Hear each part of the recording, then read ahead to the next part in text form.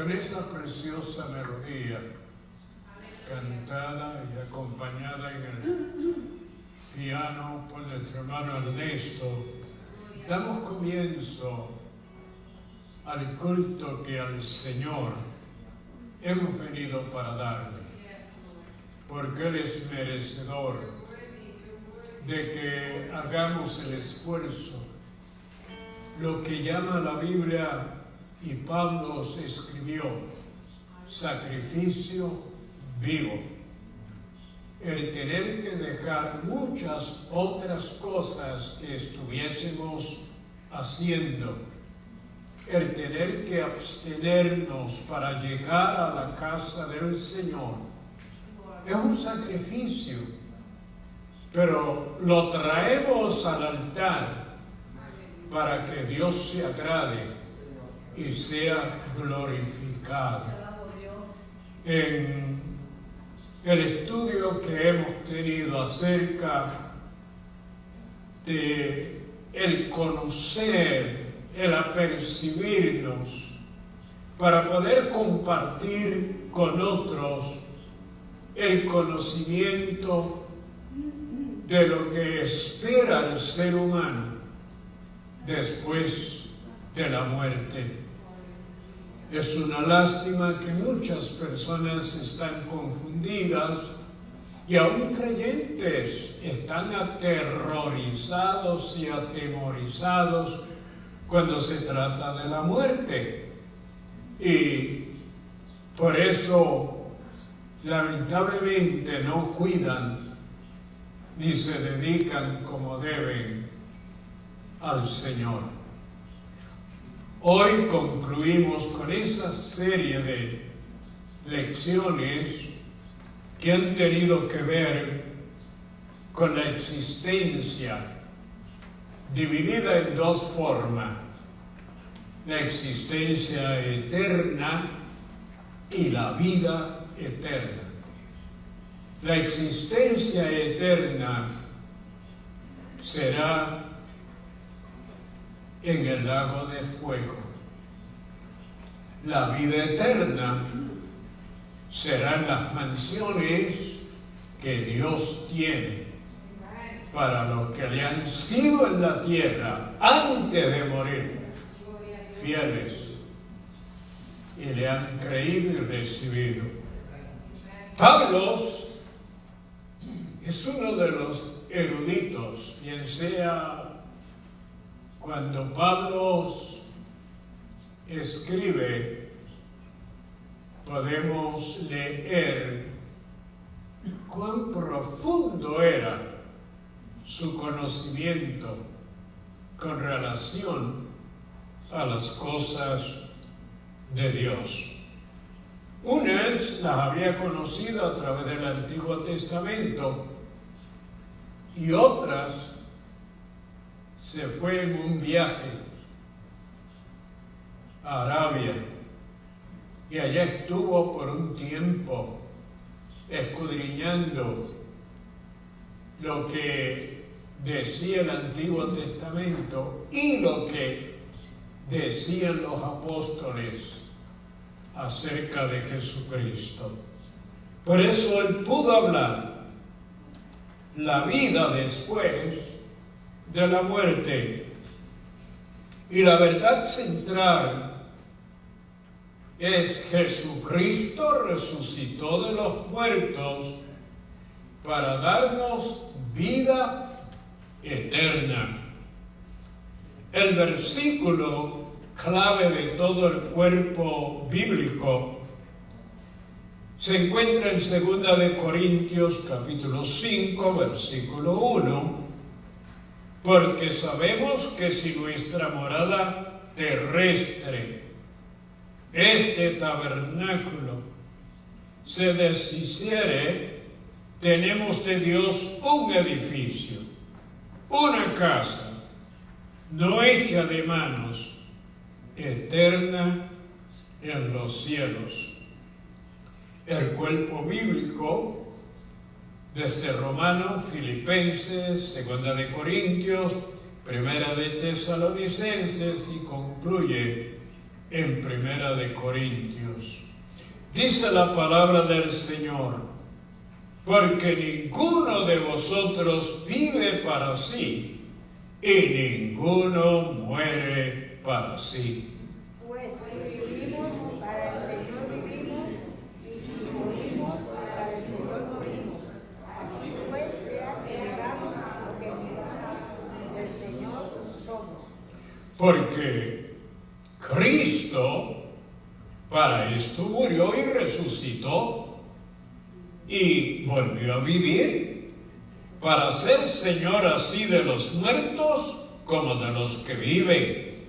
Porque para mí el vivir es Cristo y el morir es ganancia. Porque de ambas cosas estoy puesto en estrecho, teniendo deseo de partir y estar con Cristo, lo cual es muchísimo mejor. Porque sabemos que si nuestra morada terrestre es de tabernáculos se deshiciere, tenemos de Dios un edificio, una casa no hecha de manos, eterna en los cielos. Y por esto también gemimos, deseando ser revestidos de aquella nuestra habitación celestial. Así que vivimos confiados siempre y sabiendo que entre tanto que estamos en el cuerpo, estamos ausentes del Señor.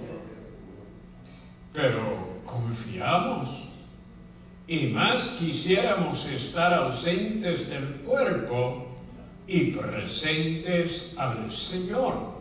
Porque el Señor mismo, con voz de mando, con voz de arcángel y con trompeta de Dios, descenderá del cielo, y los muertos en Cristo resucitarán primero. Luego nosotros, los que vivimos, los que hayamos quedado, seremos arrebatados juntamente con ellos en las nubes para recibir al Señor en el aire. Y así estaremos siempre con el Señor. Por tanto, alentaos los unos a los otros con estas palabras. Y aquí os digo un misterio: no todos dormiremos, pero todos seremos transformados. Y cuando esto corruptible se haya vestido de incorrupción, y esto mortal se haya vestido de inmortalidad, entonces se cumplirá la palabra que está escrita: sorbida es la muerte en victoria. ¿Dónde está, oh muerte, tu aguijón? ¿Dónde, oh sepulcro, tu victoria? Padre, te damos gracias en esta hora por este privilegio tan grande de poder, Señor, haber recibido a Jesucristo nuestro Salvador y tener esta esperanza, oh Dios mío, que nos ayuda a vivir aquí confiados de que un día estaremos contigo en gloria. En esta hora yo te presento a los que se han esforzado y han llegado con el propósito, Señor, de darte a ti la gloria y la honra, de confraternizar los unos con los otros y de escuchar y recibir el conocimiento de tu palabra, que en este tiempo es tan necesario. Urge, Señor, que te conozcamos y sepamos a dónde vamos a ir a pasar la eternidad. Te presento a los que nos ven y nos escuchan en los distintos países y aquí en los Estados Unidos, en los distintos estados. Cada uno de ellos lo hace, Señor, porque espera que tú le bendigas, que tú le proveas. Gracias te damos. Bendice a nuestros hermanos que en la tecnología van a adorarte y juntos nosotros también así lo haremos. Gracias, Padre, en tu nombre. Amén y amén. Vamos a adorar al Señor. Hermanos, que el Señor les bendiga. En esta preciosa noche, ¿cómo está el pueblo de Dios, hermano? En victoria, ¿verdad? Amén. Vamos a estar en victoria. Vamos a demostrarle al mundo que andamos en victoria. Gloria a Dios. Y ahora vamos a empezar cantando una alabanza. Hay una fuente en mí.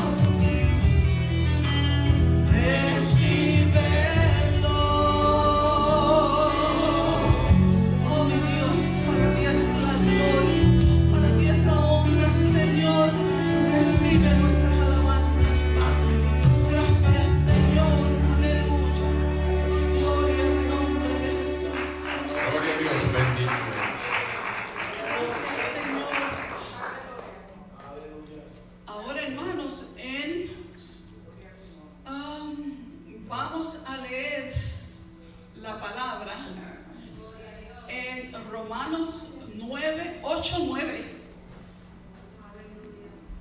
y nos habla del Espíritu que mora en nosotros. Hay diferentes sitios en la palabra que lo pueden buscar, pero ahora voy a leerle.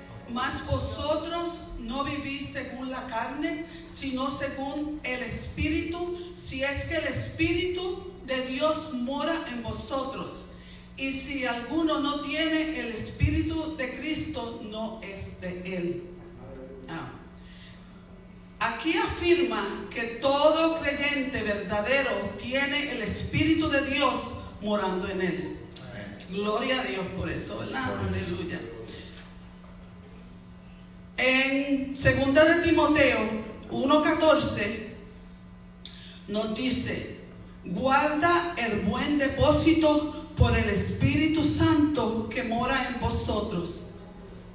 Y aquí, más abajito dice, aquí se afirma claramente que el Espíritu Santo mora en los creyentes y los ayuda a guardar la verdad. Somos tan dichosos, hermanos. Gloria a Dios. En conclusión, estas citas muestran de forma clara que el Espíritu Santo habita en cada creyente. Desde el momento en que aceptan a Jesucristo como su Señor y Salvador, esta presencia no es simbólica, es real, activa y es señal de la salvación y de la comunión de Dios.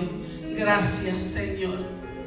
Ahora, hermanos, vamos a orar, a darle gracias a Dios por este momento tan hermoso, ¿verdad?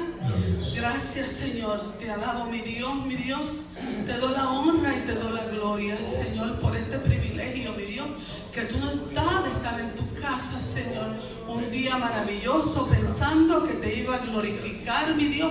Es un privilegio cada vez que me dicen, Bexy, tienes que tengo que presentar el servicio, hermanos, me encanta. Yo le doy la gloria a Dios, la honra. Es un privilegio, Señor. Te doy la honra, te doy la gloria por lo que haces en mi vida, mi Dios. Gracias, Señor. Te alabo y te glorifico. Thank you, dear Jesus. Hallelujah. I praise you, Lord. Hermano, nos da un poquito de nervio de vez en cuando, pero está bien, ¿verdad? Y ahora vamos a cantar que nos va con lo que leí, Espíritu de Dios.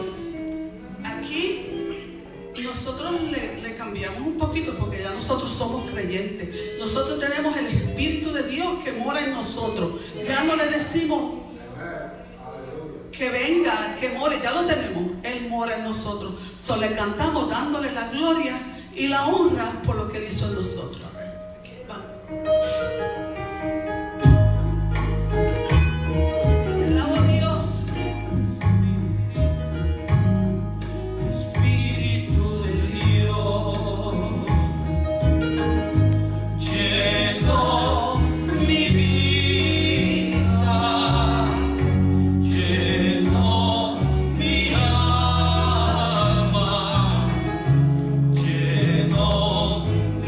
Ser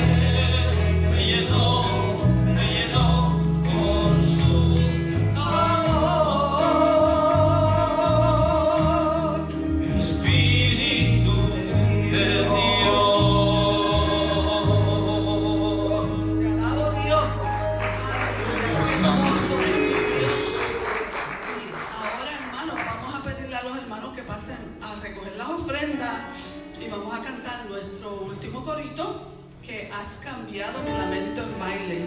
Ese es el privilegio de servirle al Señor, ¿verdad? Cuando estamos tristes, le oramos, le pedimos, y Él nos llena de alegría, de gozo, y nosotros vemos la vida completamente diferente. Qué privilegio servirle a Dios. Amén.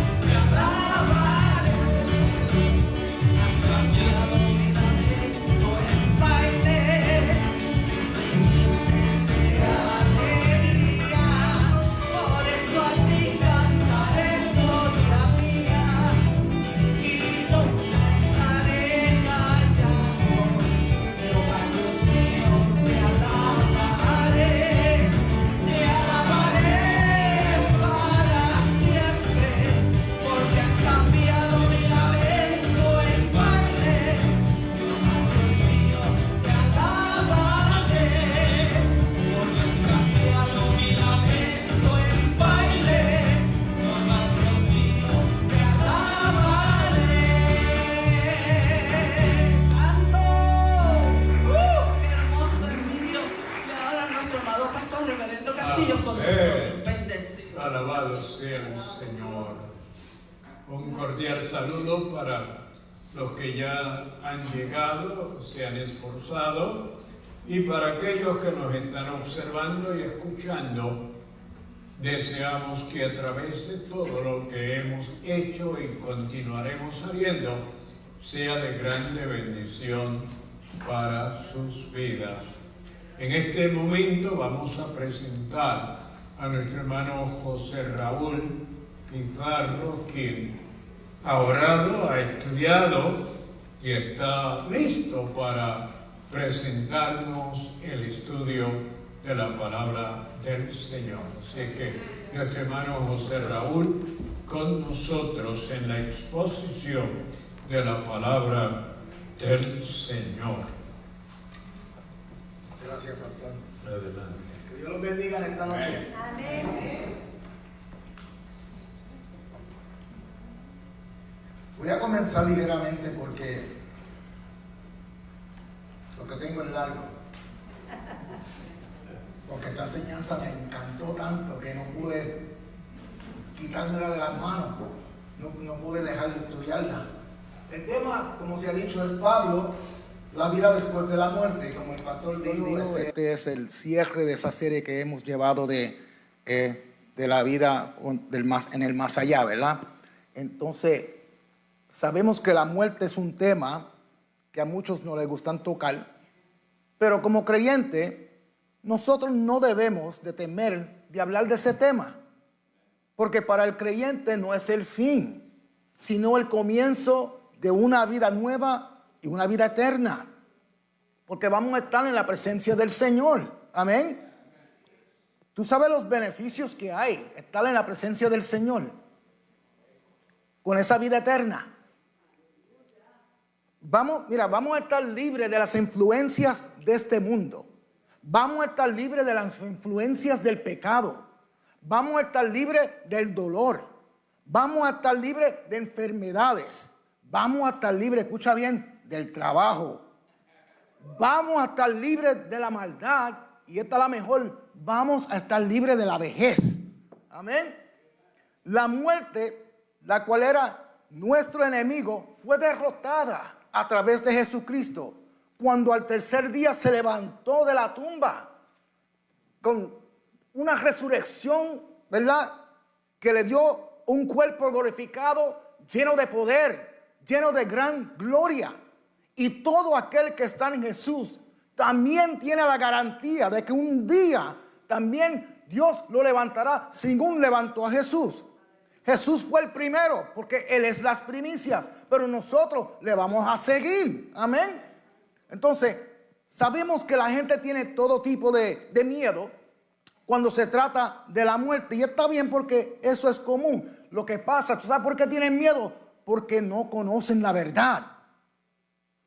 Por eso esta enseñanza en esta noche es sumamente importante, porque vamos a poder entender cuál es nuestra naturaleza, la realidad, y cuál es nuestro lugar aquí en la tierra ahora que estamos vivos. En pocas palabras, cuál es nuestra cosmovisión, cuál es nuestro propósito ahora como parte del cuerpo de Cristo. ¿Qué papel nos toca a nosotros para estar preparados para el día en que el Señor nos llame? Sin lugar a duda, como parte del cuerpo de Cristo, cada creyente debe de centrarse en lo que significa vivir para Jesús en este mundo, aquí ahora, en esta tierra, antes de querer entender qué significa morir para Jesús. Vamos a ver, entonces, cuál debe de ser el comportamiento del creyente según vamos sirviéndole al Señor y creciendo en el Señor cada día. Entonces, esto nos lleva a la primera parte de esta enseñanza que se encuentra en Romanos capítulo 14.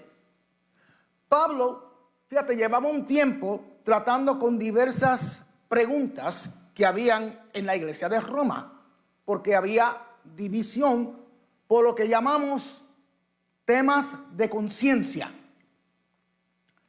Había una división entre los hermanos que Pablo le llama débiles en la fe y los que son fuertes en la fe. Porque si hay débiles en la fe, quiere decir que hay fuertes en la fe, ¿verdad que sí? ¿A qué se refiere Pablo cuando habla de débiles en la fe? Son aquellas personas que tenían ciertas dudas relacionadas con qué es lo que un cristiano puede hacer y no puede hacer. ¿Qué cosas eran buenas para el cristiano y qué cosas eran malas? A los que Pablo le llama débiles en la fe, eran los que siempre traían en cuestión temas de conciencia. ¿En qué consiste entonces temas de conciencia? Bueno, si vamos a hablar de la vida humana, la Biblia nos dice en el Viejo Testamento, tanto como en el Nuevo Testamento, que no se debe de matar. Entonces, esto no es un tema de conciencia. Está claro en la palabra de Dios. ¿Verdad que sí? Igual que hay otras cosas. Dice que no se debe de mentir, que no se debe de codiciar, que no se debe de cometer adulterio, que no se debe de robar, que no se debe de practicar la hechicería, que no se debe de vivir en libertinaje o lo que le llamamos, la palabra de Dios le llama inmoralidad sexual. Estas cosas están claras en la palabra de Dios, no son temas de conciencia. Y no hay ninguna duda que no se debe de hacer, ¿verdad? Porque está en la palabra de Dios. Quiere decir que ninguno de nosotros nos debemos de preguntar, ¿será que a Dios le agrada si adultero o si robo o si mato o lo desagrada? No tiene sentido. Nadie debe de preguntar, ¿será que a Dios le va a estar malo si me emborracho? Esa pregunta no tiene sentido porque en la palabra de Dios dice que no debemos de embriagarnos. Si te va a embriagar, que te embriaga en el Espíritu Santo. ¿Verdad que sí? Así que estos temas que están en la palabra no son temas de conciencia. ¿Sabe qué son? Son normas que están escritas y establecida en la palabra, y nuestro deber es obedecerla si pretendemos ser cristianos. Pero hay otros temas que no se encuentran en la Biblia, y ahí es donde las personas comienzan a preguntarse por qué la Biblia no dice nada. Se preguntan, ¿será correcto hacer esto o será incorrecto? Pero como la Biblia no dice nada, hay diversas opiniones. Hay creyentes que dicen, no voy a hacer esto porque no le agrada a Dios. Mientras hay otros creyentes que dicen, yo creo que a Dios no le va a estar malo. A lo que Dios le interesa es lo que Él ha establecido en su palabra. Entonces, en ciertos temas que no se encuentra nada escrito en la palabra de Dios, es que los creyentes entran en discusiones y opiniones opuestas y causa divisiones. Se le llama temas de conciencia porque no están expresados en la palabra y pasan entonces a ser asuntos de la conciencia del individuo. Entonces, tienen que ver con la convicción que cada uno de nosotros podamos tener acerca de algo. Si una persona dice, yo pienso que ser homosexual no es malo, pues eso no es un tema de conciencia, porque Dios mismo es claro en su palabra y dice que esas conductas son abominables para Él. Si algo está en la Biblia, entonces no es para mi conciencia debatirlo, o lo obedezco o no. Pero para usar los temas de conciencia que encontramos en la Biblia, a través de esta enseñanza de esta noche, en este capítulo 14 de Romanos, habían hermanos que decían que no se debe de comer carne, mientras otros decían que sí, que se puede comer carne, que eso no es malo. Unos decían que ciertos días de fiestas eran santos para el Señor, mientras otros decían que todos los días deben de ser santos para el Señor. Estos son temas de conciencia.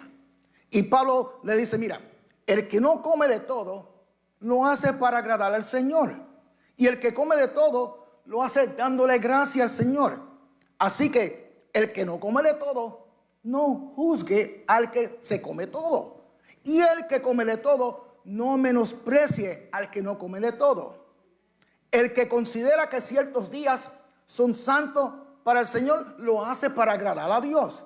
Y el que considera que todos los días son santos para el Señor, también lo hace para agradar a Dios. Eso es tu opinión. Y no puedes obligar a nadie a seguir tu opinión si no lo puedes probar con la palabra de Dios. Porque es tu conciencia, es tu convicción personal. De que tú comes carne o no comes carne, de que ciertos días son santos para el Señor o que todos los días son santos para el Señor. Eso es tu convicción personal. Pero esto sí dice la palabra, que cada cual quede firme en su opinión. Porque ninguno de nosotros vivimos para sí mismo, ni tampoco morimos para sí mismo. Si vivimos, es para el Señor que vivimos. Si morimos, es para el Señor que morimos, ¿verdad? Porque Él es el dueño de todo y nosotros le pertenecemos a Él. Amén. Entonces, esto nos enseña, yo no me he salido del tema, ya mismo lo llevo. Esto nos enseña que todos nosotros estamos como personas conectados y que nuestras vidas no son experiencias aisladas. Todos nosotros estamos vinculados, sea a través de nuestras relaciones uno con los otros, o sea a través de nuestra responsabilidad por nuestro prójimo, pero estamos vinculados. Esta palabra nos reta a que consideremos cómo nuestras acciones y cómo nuestras decisiones afectan a todos los que nos rodean. Porque pertenecemos a una comunidad, pertenecemos a una familia y nuestras vidas impactan a las otras y a veces en maneras que ni cuenta nos damos. Esta primera parte de la enseñanza nos debe de animar a que pensemos más ampliamente de las implicaciones de cómo vivimos y cómo morimos. Si tú haces un análisis, verás que sea que te enfoques en ti mismo o que te enfoques en tu amor por los demás, nuestras vidas llevan cargas, llevan significancia cuando abrazamos nuestra existencia y entendemos que somos parte de una familia y parte de una comunidad. Nuestras acciones y nuestras decisiones son ejecutadas entonces con pasión y son intencional. Piénsalo bien. Cuando tú abrazas esta vida que Dios te ha dado aquí en la tierra, tus acciones son intencionales. Pablo los quería llevar a que entendieran que nuestras vidas están vinculadas y que al tratar de vivir una vida egoísta y aislada va en contra del entendimiento de lo que es el amor de Cristo y la confraternidad. ¿Qué importa si a este hermano le gusta comer carne y que al otro no le gusta comer carne? Ambos lo hacen dándole gracias a Dios. Así que ninguno debe de andar juzgando al otro. La importancia que Pablo está tratando de estipular es la unidad, el entenderse uno al otro, el aceptarse uno al otro, de que si tu opinión es la correcta o que la opinión del otro es la correcta, eso déjaselo a la conciencia, eso es tu convicción personal. Por eso él les recuerda que ninguno de nosotros vive para sí mismo y que ninguno de nosotros morimos para sí mismo. Le está dejándole saber que nuestras acciones son reflexiones de nuestra relación con Dios y nuestra relación con los demás. Si de veramente creemos y le servimos a Cristo, todos nosotros debemos de ser un ejemplo de sus enseñanzas, de las enseñanzas de Jesús, mostrando su amor y compasión por nuestro prójimo. Nuestra meta debe de ser honrarlo a Él en todas nuestras decisiones. Es importante recordar que tu fe, mi fe, nuestra fe, no es un asunto privado, fíjate. Envuelve a la comunidad, envuelve a tu familia, envuelve a nuestros hermanos. Y deshonramos a Jesús cuando juzgamos y creamos divisiones en la iglesia simplemente porque no está de acuerdo con mi opinión, o yo no estoy de acuerdo con la opinión del hermano. Esos son temas de conciencia. Otra vez les repito, si está establecido en la palabra de Dios, pues ya ahí no hay opción. No importa que tu conciencia te diga, no importa cuál sea tu convicción, lo que hay que obedecerlo. Pero que si que el hermano piensa que el domingo es para el Señor y el otro hermano piensa que todos los días es para el Señor, esas son sus opiniones. Y los dos tienen derecho de su propia opinión. Pero la palabra sí dice que esté firme en tu opinión. Porque Dios va a juzgar al hermano según él guardó solamente los domingos, igualito que va a juzgar al hermano que quiso guardar todos los días para el Señor. No podemos vivir entonces, ¿verdad?, descuidadamente, porque nuestras decisiones, escucha, tienen el potencial de levantar a tu hermano o de hacerle daño. Según Cristo murió por todos, nosotros estamos llamados a servirle a todos. Y así es que podemos reflejar el mismo amor que Dios nos mostró a nosotros primero. Mira lo que Pablo dice a los hermanos en Filipenses capítulo 1, versos 20 y 21. Pablo dice: mi ardiente anhelo y mi esperanza es que en nada seré avergonzado, sino que con toda libertad, ya sea que yo viva o muera, ahora como siempre, Cristo será exaltado en mi cuerpo. Porque para mí el vivir es Cristo y el morir es ¿qué? Ganancia. Amén. Pablo estaba preso en este momento y se encontraba en un debate en su propia conciencia. Él dice: si vivo, vivo para Cristo, pero si muero, es ganancia porque estaré con Cristo. Pero él dice: si el Señor prefiere que yo siga viviendo, quiere decir que será para mí un trabajo fructífero. Pero después dice: ay, que yo no sé qué escoger. Entonces, Pablo, en su tema de conciencia, estaba debatiendo en sí mismo qué escoger. Si pedirle al Señor: déjame seguir viviendo, o ¿sabe qué? Ya, llévame ya, porque no sé si ellos me van a sentenciar a la muerte o si me van a dejar ir. él estaba debatiendo en su propia mente y no sabía qué escoger. ¿Ustedes creen que los hermanos en Filipenses lo estaban juzgando por pensar que él no sabía qué decidir? En ningún momento. Esto es la opinión de Pablo. Pablo estaba preso, como le dije, y los hermanos estaban gozosos de que aún Pablo estando preso, Pablo no se avergonzaba del evangelio del Señor y que con toda libertad exaltaba a Cristo, estando vivo. Y si lo sentenciaba a la muerte, Pablo sabía que al morir, su alma y su espíritu iba a estar en la presencia del Señor y por eso era ganancia. Después dice, es mejor, al fin decidió lo que él quería, ¿verdad? Bueno, lo que él quería pedirle al Señor, porque es lo que el Señor diga, ¿verdad? Y dice, es mejor que yo me quede, porque es más preferible, por el bien de ustedes, porque así puedo continuar contribuyendo al gozo de la fe de ustedes. Quiere decir, si el Señor me permite seguir viviendo, voy a poder ayudarlos a que continúen creciendo en la fe. Eso es lo que hacemos aquí, amén. Pero Pablo no le temía la muerte. Él sabía para dónde él iba. Y todo aquel que sigue a Jesús tampoco debe de temer la muerte. No debe de preocuparte por la muerte el día que el Señor te llame. ¿Tú sabes de qué debes de preocuparte? De glorificar a Cristo ahora, aquí en vida. Para que el día que el Señor te llame, aún en tu muerte, tú puedas estar glorificando a Cristo. Y Cristo será glorificado. Eso es lo que yo trato de hacer todos los días. Y no soy perfecto y todos los días tomo decisiones incorrectas. Porque no soy perfecto, pero trato de glorificar a Cristo en todo. Aún, escucha bien, cuando estoy haciendo ejercicios. Yo le pido al Espíritu, tú no sabes cuánta gente yo he visto que se han golpeado haciendo ejercicio en el gimnasio. ¿Ok? Y traigo esto porque es parte de la enseñanza. ¿Ok? Aún cuando estoy haciendo ejercicio. Porque a mí me encanta hacer ejercicio. Y yo sé que a algunos de ustedes les encanta hacer ejercicio también.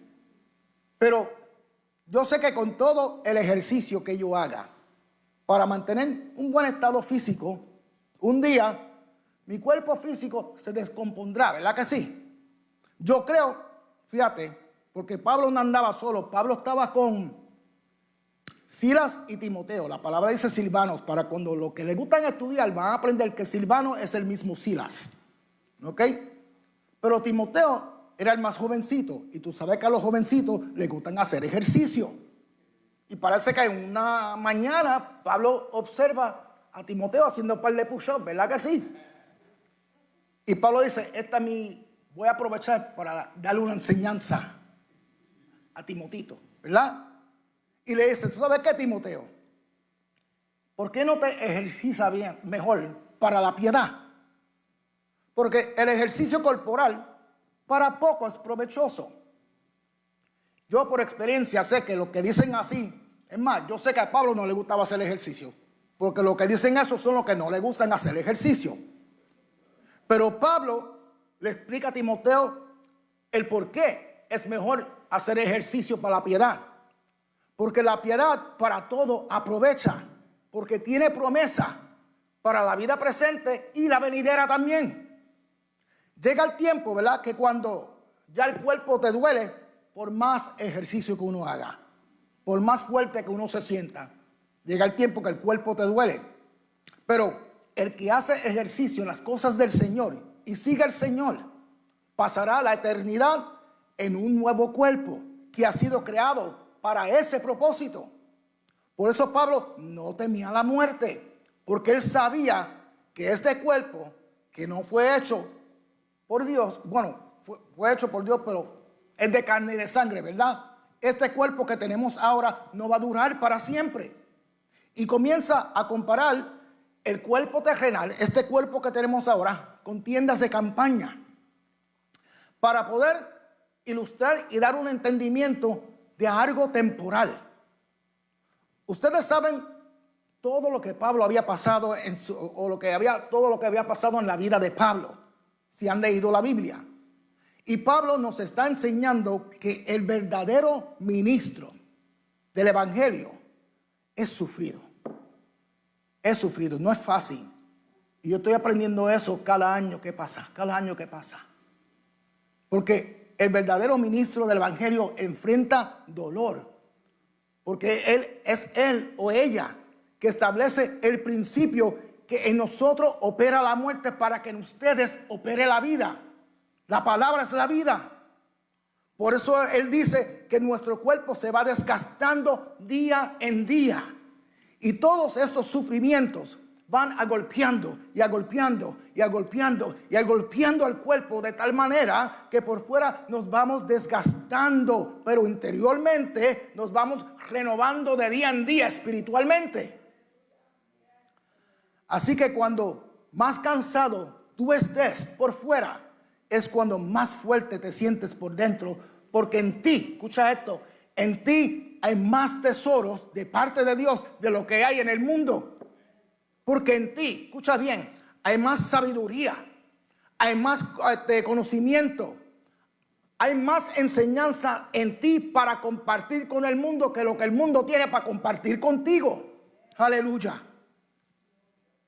El ministerio es demandante físicamente, emocionalmente, mentalmente, espiritualmente, es agotador. Y yo me imagino cómo se siente el pastor, la pastora, muchos de ustedes que llevan muchos años en el ministerio y en el evangelio. ¿Ok? Dicen que, mira, que una enseñanza o una predicación equivale al día de un trabajo de 8 horas. Y yo lo creo porque yo nunca lo he dicho, pero cuando yo termino aquí, cada vez que estoy aquí al frente, así que yo me siento. Me siento como que trabajé 8 horas. Porque la demanda es la demanda que hay. El presentar un mensaje o una enseñanza y que pueda ser de edificación para la iglesia, no es simplemente que alguien venga y dé varios puntos y después diga varias cosas a través de esos puntos. El presentar un mensaje o una predicación que en verdad edifique y sea de bendición para la iglesia, significa que la persona debe de dejarse usar por el Señor. Que la persona debe de dejarse, implica la dependencia del Señor. El ser sensitivo al Espíritu Santo. No es una cuestión de habilidad humana de que yo sé cómo manipular a la gente. No es eso. Si así es que piensa cualquier persona, te va a quedar todo mal. Pero cuando es el Espíritu de Dios que actúa en ti, es diferente. Esa labor de percibir el Espíritu, esa sensibilidad al Espíritu Santo, de dejarte usar por Él, es demandante. Esto requiere un esfuerzo mental, porque tienes que prepararte, tienes que retenerlo. Tienes que ser sensible al Espíritu en qué Él quiere que tú digas y qué Él no quiere que tú digas y qué Él quiere que tú no digas. Entonces, el predicar y el enseñar no es algo planeado en sí, es algo que el Espíritu tiene que hacer en ti. Ir acomodando en ti letra por letra, palabra por palabra, expresión por expresión, frase por frase, cada momento que Él te va a usar para el propósito que Él quiere llevar a su pueblo. Y eso no es fácil. Esto requiere una entrega total. Y uno se va desgastando. Y por eso Pablo usa el ejemplo de tiendas de campañas para compararlo con el cuerpo. Una tienda de campaña, ¿verdad? O tiendas de campaña son hechas para viviendas temporales. Como si alguien se va de camping, se lleva un tent, ¿verdad? Una tienda de campaña para el monte. Tú no vas a vivir en esa tienda todos los días de tu vida, ¿verdad que no? Va a estar 2 o 3 días, una semana y vas a regresar a tu hogar. Porque no son estructuras sólidas, destinadas para durar toda tu vida. Asimismo, es nuestro cuerpo. No está diseñado para durar eternamente. Nuestro cuerpo no tiene la fuerza ni tiene la estabilidad necesaria para la eternidad. Este cuerpo que tenemos ahora. Mientras tanto vivimos en este cuerpo, en el desierto llamado mundo. libre de la esclavitud del pecado, pero este cuerpo no es la casa eterna en la cual tu espíritu y tu alma vivirá. La casa que el Señor nos prometió para nuestro espíritu y nuestra alma está en el reino de Dios. Es celestial, es eterno. Esta casa eterna en el cielo no está construida con manos de hombre. Entonces, Pablo está consciente de que ese desgaste del cuerpo, ese agotamiento, en algún momento va a cobrar factura. De manera que esta tienda en la cual vivimos, este cuerpo, ¿verdad?, refiriéndose al cuerpo ahora, nos dice que se deshace. ¿Por qué? Porque el uso que le damos. ¿Qué pasa con una pieza de ropa que uno dice, esta es mi favorita blusa, mi favorita camisa, mi favorito pantalón, que tú la usas y la lavas? La usa y la lava, la usa y la... Es tu favorito, ¿verdad? La usa y la lava, la usa y la lava, y un día te la va a poner y hace... ¿Verdad? Se desgarró, ¿verdad que sí? Porque la tela se pone vieja. Así es nuestro cuerpo. Pablo nos está diciendo que algún día nos vamos a morir porque este cuerpo se va a deshacer.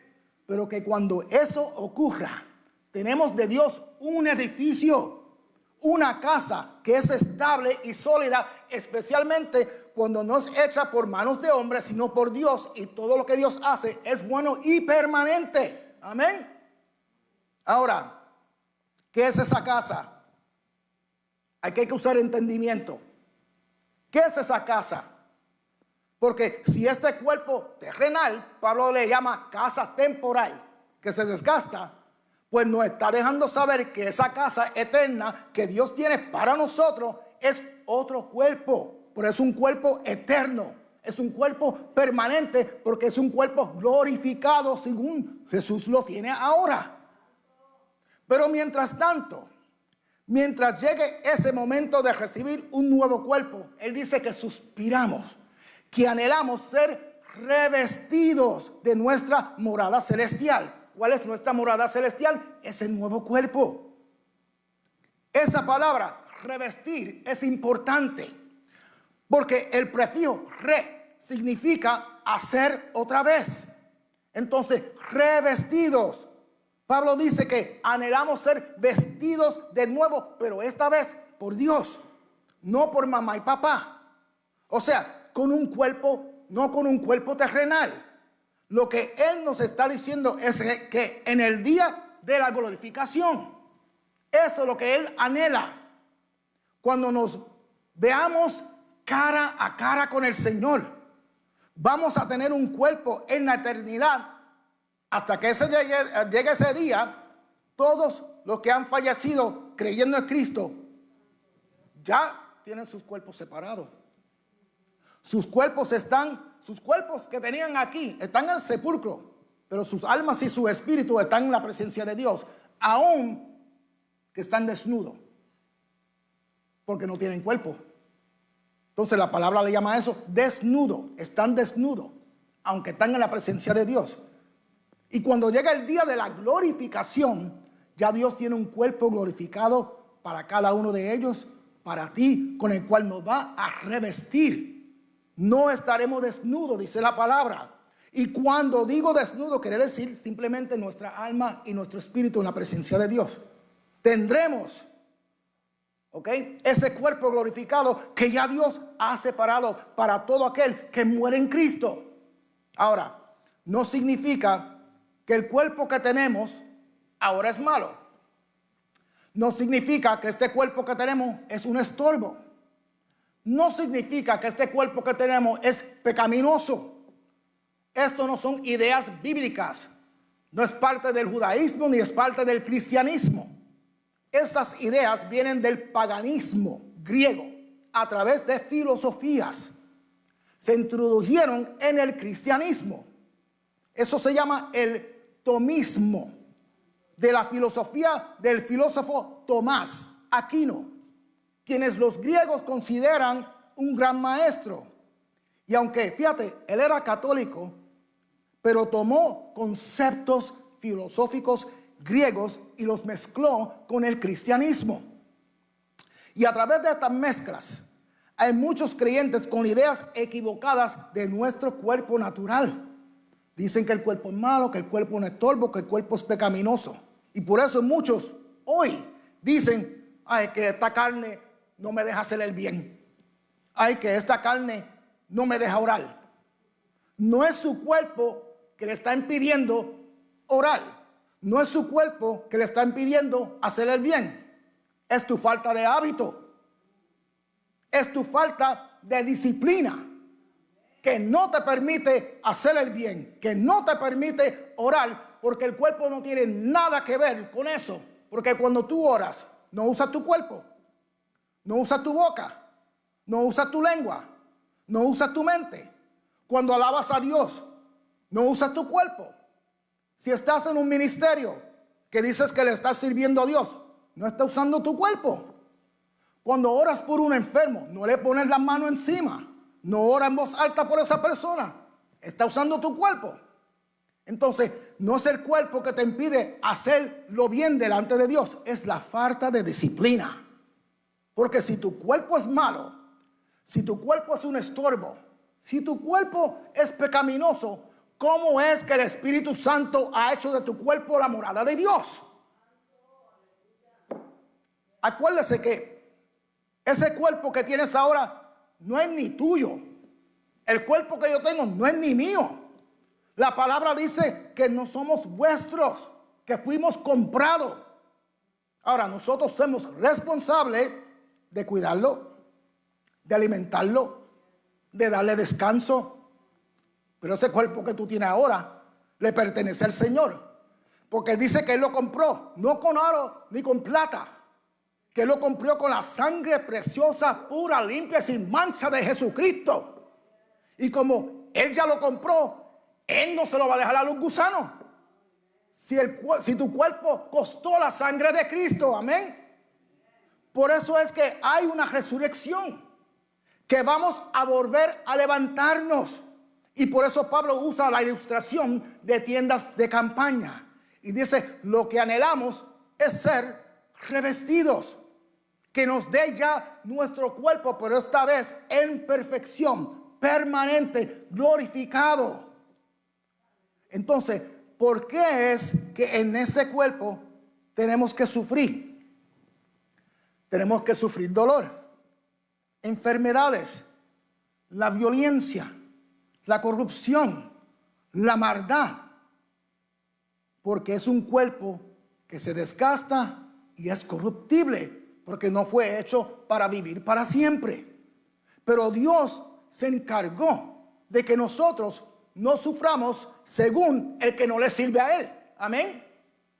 Como creyentes, nosotros operamos con una concepción diferente del mundo aquí y ahora, porque Dios tiene un propósito con cada uno de nosotros. ¿Cuál es ese propósito?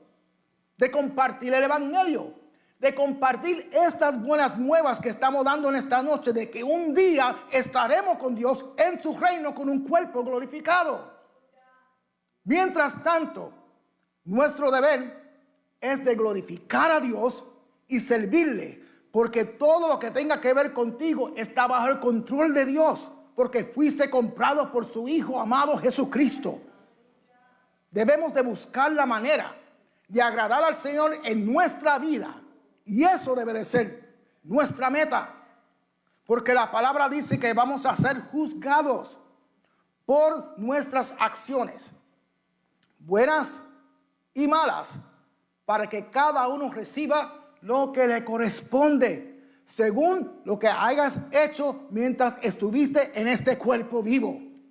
Quiere decir que viene un día de rendición de cuenta de todo aquello que hayamos hecho cuando estuvimos en este cuerpo.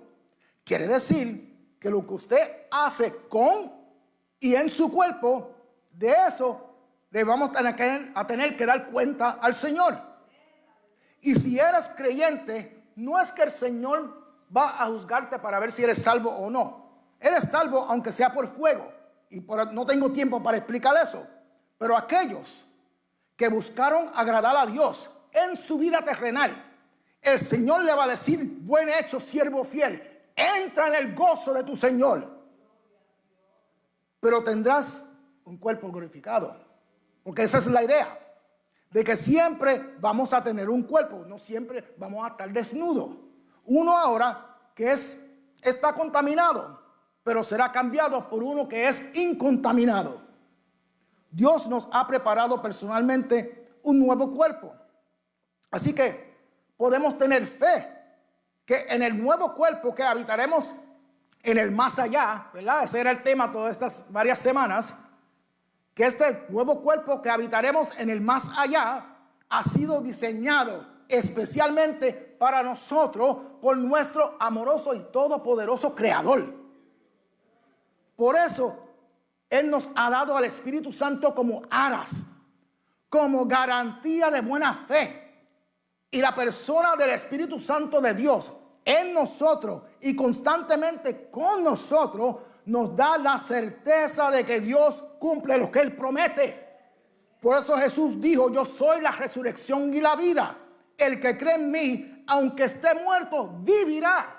Y todo aquel que vive y cree en mí no morirá eternamente. El Evangelio de Juan capítulo 11 versos 25 y 26. Entonces el Espíritu Santo es la prueba de la vida eterna que Dios ha puesto en cada uno de nosotros que creemos en Él. Aún había algunos hermanitos que no entendían nada de esto, como los hermanitos de la iglesia de Tesalonicenses o Tesalónica. Pablo, ¿verdad? Él viajaba y establecía iglesias. Había establecido una iglesia en Tesalónica. Y siendo los hermanos novatos, bebés en el cristianismo todavía, y por la mayor parte eran gentiles, eran paganos, expuestos al paganismo y al helenismo, todavía estaban expuestos a las filosofías que habían influenciado sus mentes y sus corazones de qué es lo que pasa después que uno fallece, qué es lo que pasa después de la muerte. Pablo llevaba algunos meses en Tesalónica cuando de momentos hermanos comenzaron a morir. Pablo tuvo que huir de Tesalónica con Timoteo y con Silas, porque donde quiera que Pablo iba a establecerle una iglesia, había un grupito de judíos que se pasaban siguiéndolo para causarle problemas a Pablo, y habían llegado a Tesalónica, pero para hacerle la vida de cuadritos a Pablo, para hacerle la vida imposible, el cual causó un par de veces que Pablo fuera preso. Habían llegado a Tesalónica, ¿verdad?, para hacerle la vida imposible a Pablo, como le dije. Entonces Pablo toma a Timoteo, toma a Silas y huyen y llegan a Atenas. Al tiempito, Pablo manda a Timoteo a Tesalónica para averiguar cómo estaba el ánimo de fe de los hermanitos allá. Eso lo puede entender si tú lees el capítulo 3 de Primera de Tesalonicenses, que Pablo mismo dice que ya no podían soportar más a ese grupito de judíos que le estaban causando problemas. Así mismo lo dice, que ya no podían soportar más.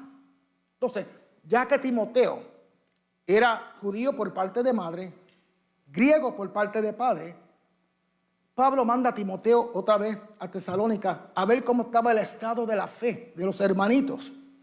Timoteo va a Tesalónica, habla con los hermanos, analiza las cosas, hace un reporte y vuelve otra vez a donde Pablo. Y Pablo le pregunta cómo está la fe de los hermanos. Y le dice: te voy a decir la verdad, Pablo, están tristes porque los hermanos están falleciendo. Y esto es lo que lleva a Pablo a explicarle qué es lo que ocurre después de la muerte y la venida del Señor. Acuérdense que la expectativa de vida que se tenía en la época de Pablo era bien cortita. Hoy en día la expectativa de vida para el hombre es como de 75 años y para la mujer es como de 80 años.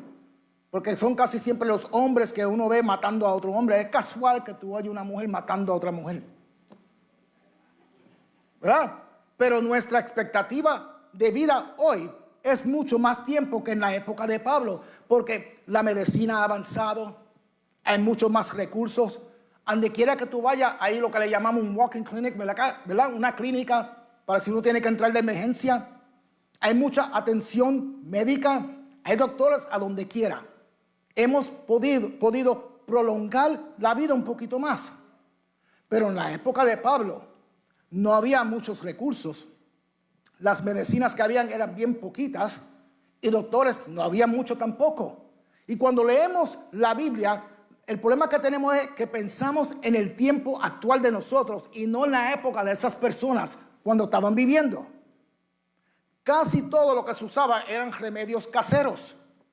Y la expectativa de vida en el tiempo de Pablo para el hombre era como hasta 50 años de edad y solamente. Y yo me puse a pensar.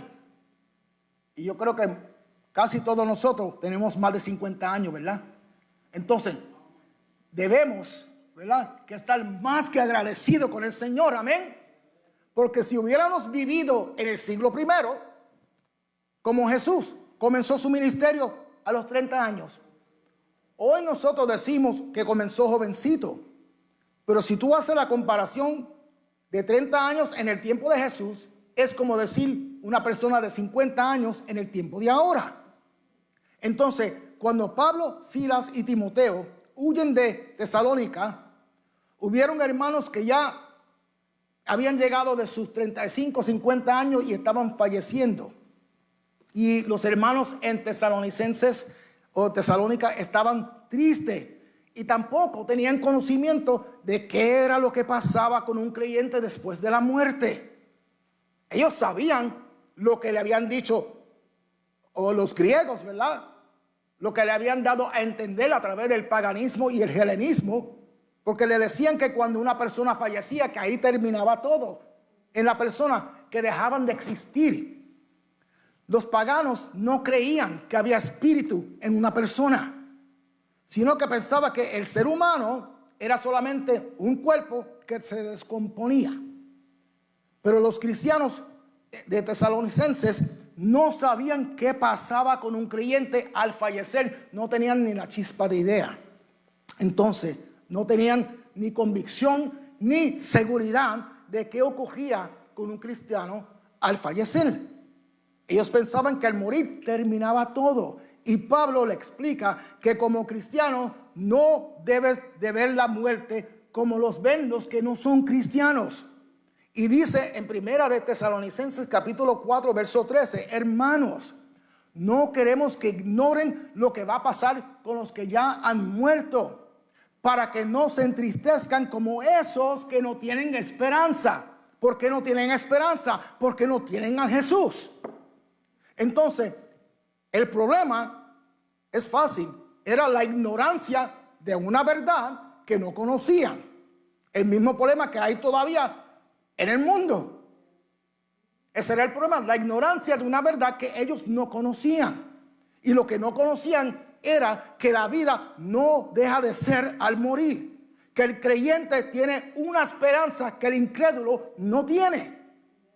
Nosotros hoy sabemos qué pasa con un creyente cuando muere, ¿verdad? Gracias a Dios por su palabra. Pero, ¿cuál es el consuelo que como cristianos tenemos de ese familiar que muere y fue creyente? ¿Cuál es el consuelo de nosotros? Exactamente. Lo que nos consuela es que sabemos que a ese familiar no lo hemos perdido para siempre. Porque sabemos que hay un día de gloria en que los que murieron en el Señor resucitarán con un cuerpo glorificado. Y los que estemos vivos, dice Pablo, que seremos revestidos. A ellos le dicen que seremos transformados.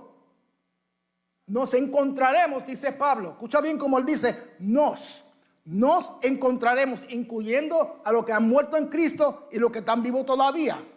Nos encontraremos, nos reuniremos con los cristianos ya resucitados. Y el saber, mis hermanos, que viene ese encuentro, el saber que veremos a aquellos que murieron en el Señor antes de nosotros, se convierte en nuestro consuelo y también en nuestro gozo. Aleluya. las personas que mueren en Cristo, ¿tú sabes qué? Permanecen en Cristo. Las personas que mueren en Cristo permanecen en Cristo porque la muerte no tiene el poder para romper la conexión entre un creyente y Jesús. La palabra dice que nada te puede separar del amor de Dios. Por eso es que Pablo dice que la vida no se acaba. Esa diferencia entre el creyente y el incrédulo es la cual Pablo está haciendo.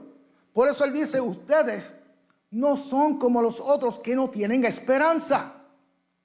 Muchos de los que uno ve que se tiran a gritar y a hacer maroma por todo el piso cuando muere un ser querido, son los que no tienen esperanza. No todos, pero muchos no entienden ni conocen esta esperanza porque no tienen a Jesús.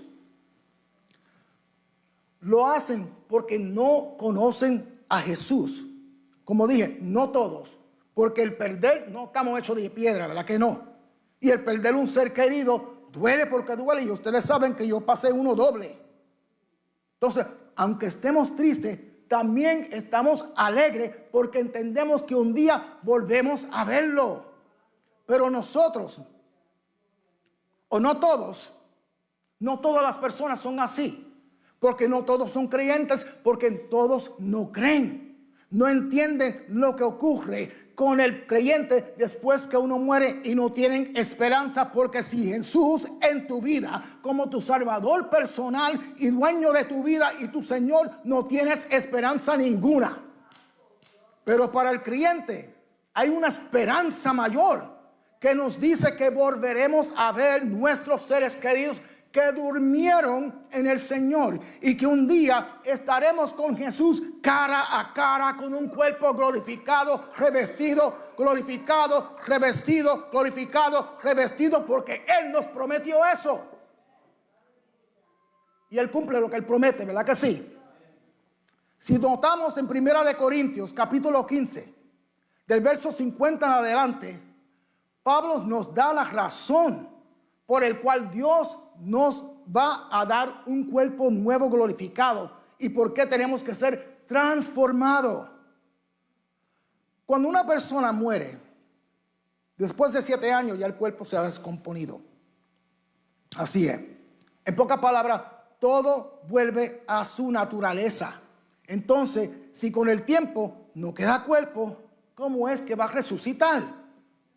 Pablo explica que una persona que haya muerto, sea por vejez, sea por enfermedad, sea por homicidio, se lo comió un tiburón, no quedó ni un pedacito de la persona, no importa cómo la persona haya muerto.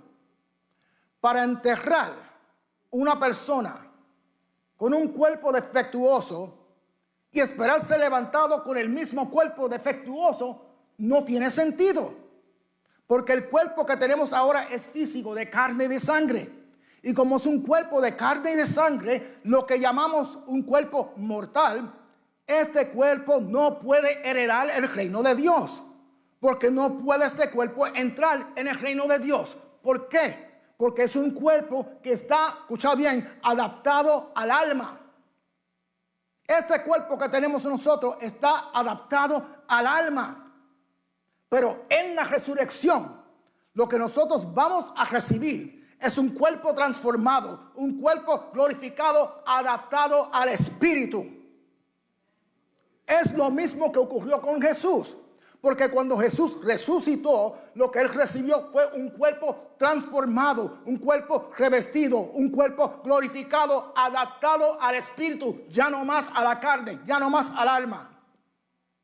Era y es el cuerpo de Cristo material, pero que está adaptado al Espíritu y se identifica solo con el Espíritu.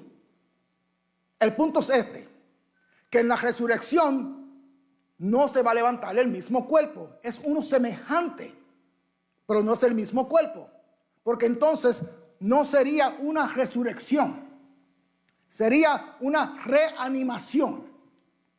Si Dios intentara usar el mismo cuerpo de sangre y de carne, enfermo, envejecido, es una reanimación porque significa que el alma que había salido del cuerpo volvería otra vez a ese cuerpo, como pasó con Lázaro.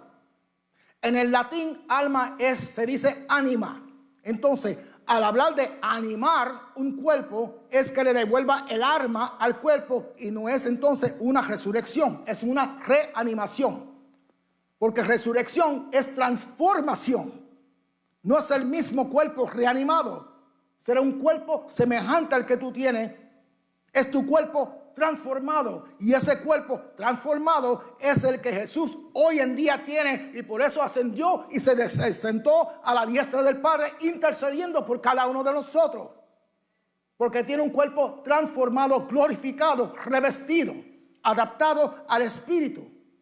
Y de igual manera, lo que a nosotros se nos está proponiendo no es una reanimación, sino una transformación de nuestro cuerpo. Quiere decir, de un cuerpo mortal se transformará a un cuerpo inmortal. De un cuerpo débil a un cuerpo de poder. De un cuerpo de vergüenza a un cuerpo de gloria. Una transformación total. Y por eso Pablo declara que el cuerpo mortal no puede heredar el reino de Dios. Ni lo corruptible puede heredar lo incorruptible. Porque el cuerpo que tenemos hoy es un cuerpo que va a morir. Un cuerpo corruptible y por eso nos enfermamos. La muerte no es nada más que una corrupción progresiva que se ha ido dando desde que nacimos. ¿Qué pasa, verdad? Por enfermedades. ¿Qué pasa por malnutrición? ¿Qué pasa por golpes? ¿Qué pasa por malos hábitos de la vida? Todo esto va rompiendo el cuerpo hasta que al final ya el cuerpo no aguanta más y muere. Y por eso es que un cuerpo como el que tenemos no puede heredar lo incorruptible. Este cuerpo no puede entrar al reino de Dios. Hablando de cuando el Señor regrese y establezca su reino eterno. No podemos entrar con un cuerpo con el cuerpo que tenemos. Por eso es que todo creyente que murió será transformado, resucitará con un cuerpo glorificado. No se levantará con el mismo cuerpo, aunque parezca el mismo. Será un cuerpo semejante, pero no es el mismo. Es un cuerpo transformado. Para que así sea un cuerpo inmortal. Escucha, diseñado para disfrutar la eternidad. Mira qué bueno, para entrar en el reino de Dios. Tiene que ser un cuerpo transformado y será adaptado al Espíritu y será incorruptible. El problema no lo tienen los que murieron en Cristo ya. Ya su problema está resuelto. El problema lo tiene los que están vivos, que todavía no han aceptado a Cristo Jesús como su Salvador personal y Señor de su vida.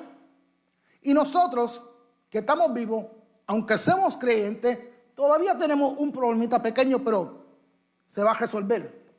El problemita es que como estamos vivos todavía, tenemos un cuerpo mortal todavía, seguimos con el proceso del desgaste, ¿verdad que sí?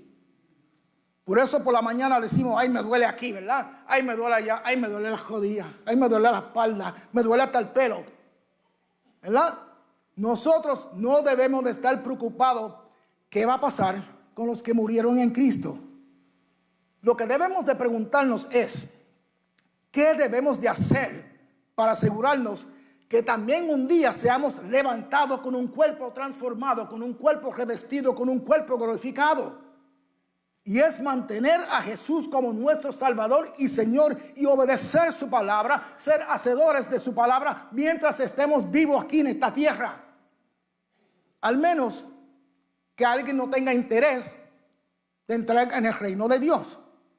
Pero los que están aquí en esta noche y los que están escuchando por las redes sociales es porque queremos entrar en el reino de Dios. Amén. Pero si Cristo viene antes de nosotros morir, ¿cómo vamos a entrar? Pablo dice que es un misterio, pero un misterio que Él nos va a revelar. Y es que todos no dormiremos, pero todos seremos transformados en un instante, en un abrir y cerrar del ojo, al sonar la trompeta, dice Pablo. Muchos dicen que lo que tenemos seguro aquí en la vida son los impuestos y la muerte, ¿verdad que sí? Pero la palabra dice lo contrario. La palabra dice que no todos van a morir. Van a haber personas vivas cuando Jesús regrese por los muertos y por su iglesia. La palabra nos está diciendo que algunos no van a morir, que la muerte puede ocurrir o no puede ocurrir para algunas personas. Lo que sí es necesario que ocurra es que todos seamos transformados.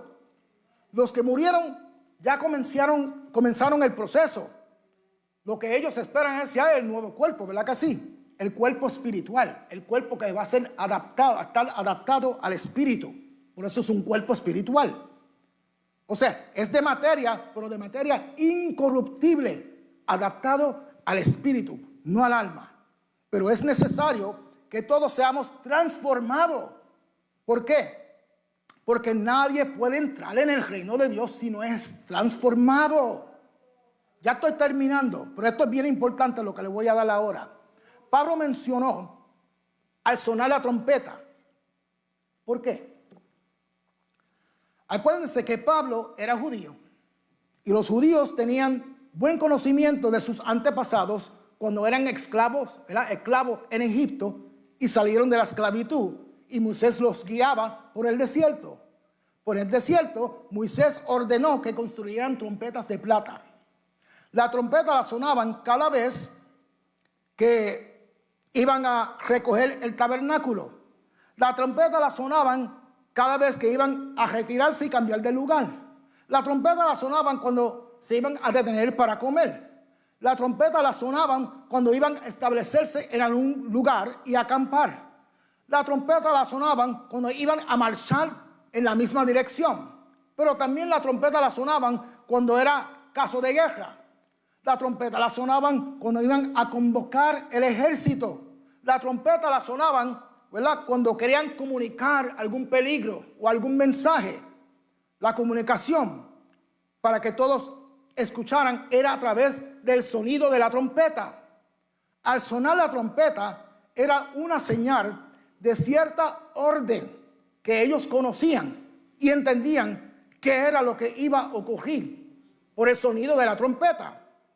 Entonces, al sonar la trompeta era para que todos se pudieran comunicar. La idea es que el pueblo de Dios actuaba en reacción del sonar la trompeta. Por eso las trompetas fueron incorporadas más luego en el lenguaje profético y más después en el lenguaje apocalíptico.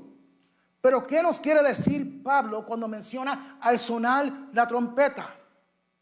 Bueno, si hemos establecido y dicho que cuando sonaba la trompeta, lo que hacía era transmitir orden, lo que hacía era dar un mandato, entonces la final trompeta sería la última orden para el pueblo de Dios, el último mandato de parte de Dios. ¿Y cuál será ese mandato? Sean transformados. Y cuando suene la trompeta, el mandato se ha dado, los muertos en Cristo resucitarán y los que están vivos serán transformados en un párpado de ojo. Y el que tenga un cuerpo corruptible, será revestido de lo incorruptible. Lo mortal se revestirá de lo inmortal y se cumplirá lo que está escrito. ¿Dónde está muerte tu victoria? ¿Dónde está muerte tu aguijón?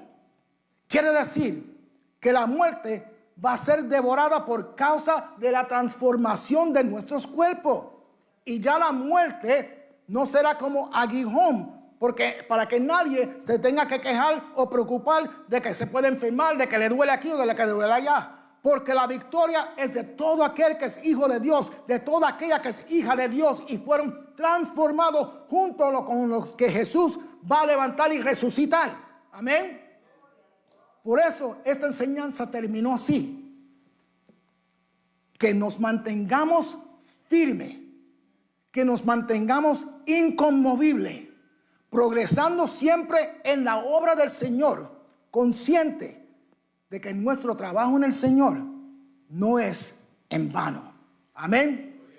Que Dios los bendiga y nuestro pastor con nosotros hasta que mi parte. Gracias, hermano José, por ese esfuerzo y dedicación el estudio de la palabra y a traer lo más y lo mejor que le es posible que el Señor le provee. Es maravilloso el poder nosotros tener la palabra de Dios, porque son muchos los que en esta hora están en la ignorancia y al no conocer la verdad han sido engañados. Pero en esa incertidumbre tienen un temor, ¿qué ha de ser de ellos? Pero usted y yo, al tener la palabra y al poderla entender, porque eso es lo importante. Hay quien lee, pero no entiende. Y por no entender, no asimila, no se apropia, no disfruta. Y entonces vive en un estado y condición de estar dependiendo de lo que oye, de lo que escuchan, lo que otros le dicen. Pero usted y yo tenemos el conocimiento de la palabra. Y la palabra es viva, produce en nosotros esperanza, seguridad de que lo que está escrito en ella se ha de cumplir. Esperamos que aquellos que nos han escuchado, que han prestado atención, hemos orado para que reciban y disfruten y tengan la garantía. A veces, ya no, pero antes aparecía un vendedor de seguros y explicaba lo que la póliza significaba. Y al final decía, hasta tanto usted no firme, usted no va a estar asegurado ni se le garantiza. Y le llamaban seguro de vida. Pero realmente era seguro de muerte. Porque usted no lo iba a poder disfrutar. Luego se inventaron y pusieron que el dinero le ganaba intereses y usted podía retirar los intereses y dejar el principal. Pero lo importante es estar preparado, día y noche,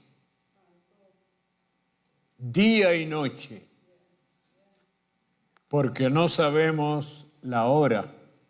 2 eventos van a suceder. Los que estamos vivos quisiéramos que el Señor viniese sin que tuviésemos que morir.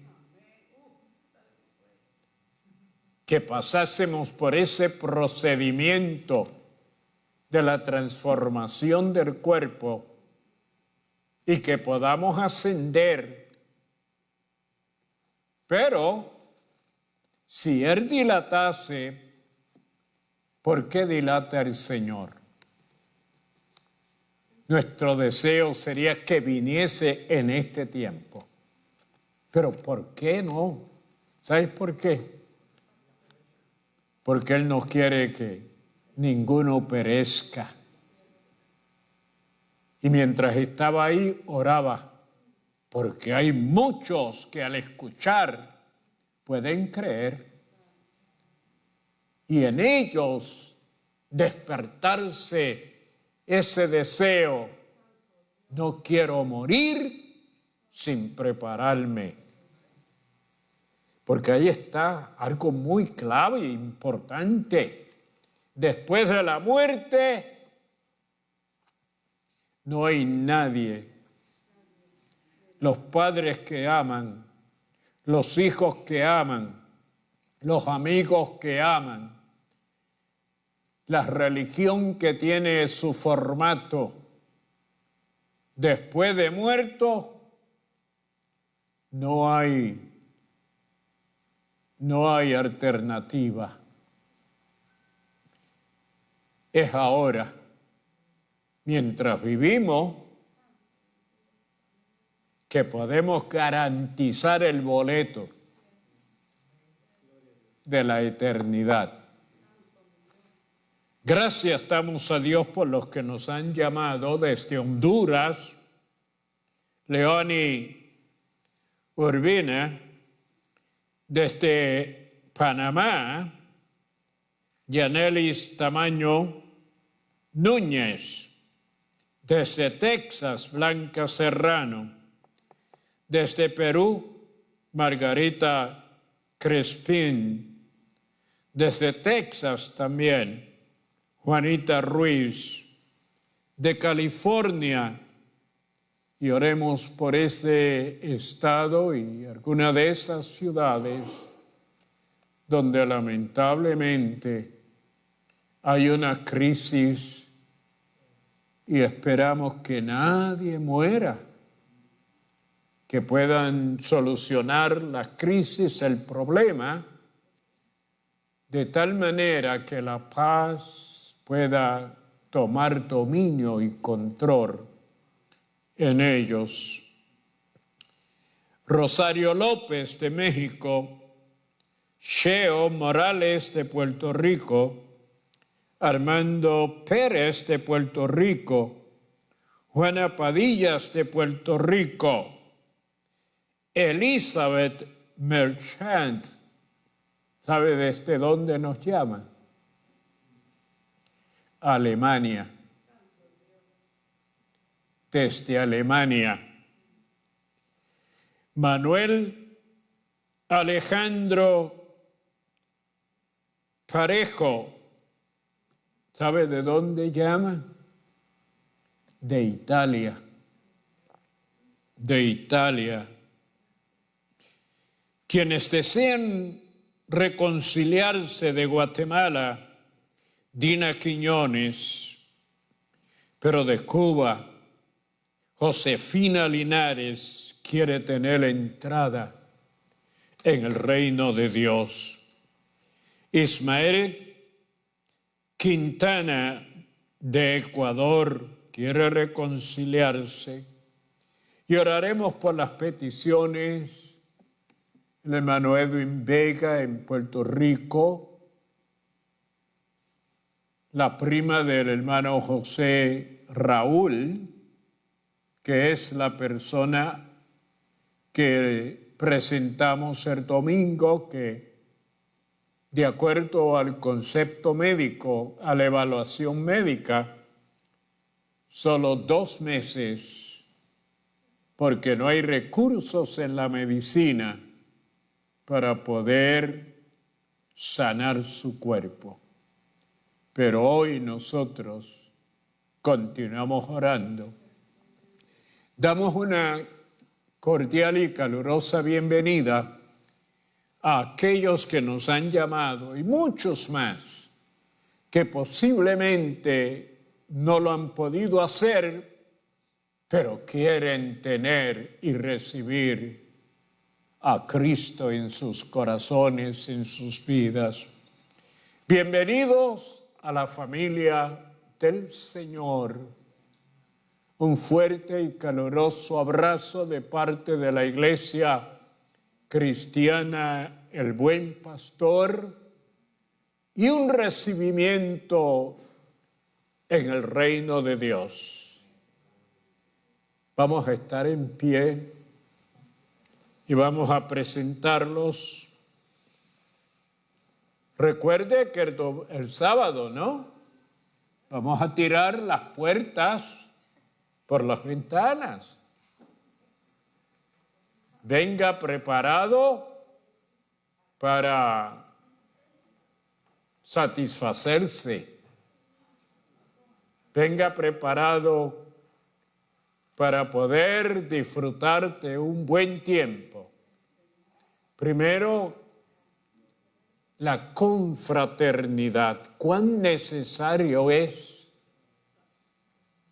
que aparte del culto donde hay que tener esa reverencia y mantener el orden, pero en estas actividades sociales sí podemos comunicarnos, sí podemos salir de nuestro asiento e ir y saludar y compartir con el hermano, con el amigo, con alguno que posiblemente por primera vez que entre por las puertas de nuestro templo. Pero también se le proveerá una suculenta y sabrosa comida. Así es que no coma mucho al mediodía, para que cuando llegue su estómago apetezca lo que se ha de servir. Padre, te damos gracias en esta hora por este privilegio tan grande de habernos congregado y de poder, Señor, disfrutar de la confraternidad los unos con los otros, pero también adorarte, glorificarte, honrarte y también, Señor, dejar que el Espíritu Santo haya iluminado el entendimiento de nuestro hermano José y también a nosotros para recibir la palabra que edifica, que fortalece, que ilumina, que nos permite, Señor, saber y conocer esos secretos tuyos que quieres que nosotros los conozcamos. Te presento este grupo de vidas que hoy pasan de muerte a vida, porque reciben a Cristo, que es la vida. En ellos reciben la vida eterna. Desde este momento en adelante, sus nombres están escritos en el libro celestial, en el libro de la vida. Y un día partirán y estarán y gozarán de lo que tú tienes para los que te aman y te sirven en la tierra, preparado allá en el cielo. Bendice a los hermanos que se esforzaron y llegaron, y esperamos que puedan descansar durante la noche, porque tu ángel es promesa, acampará de los que te temen y los defenderá. Gracias, Padre, en tu nombre, de tu Hijo y del Espíritu Santo. Gracias, Señor. Amén. Permítame, ¿verdad?, dar público reconocimiento. Miren, ahí está el hijo de nuestra hermana Filomena. Así es que yo le pregunté a ella al entrar y fíjese que llegó. Hay al lado de él hay una dama. ¿Ah? ¿La esposa? Amén. Qué bueno. Yo creo que lo que podemos hacer es buscar algo con que amarrarlos y dejarlos aquí. Y el pueblo de Dios dice, amén.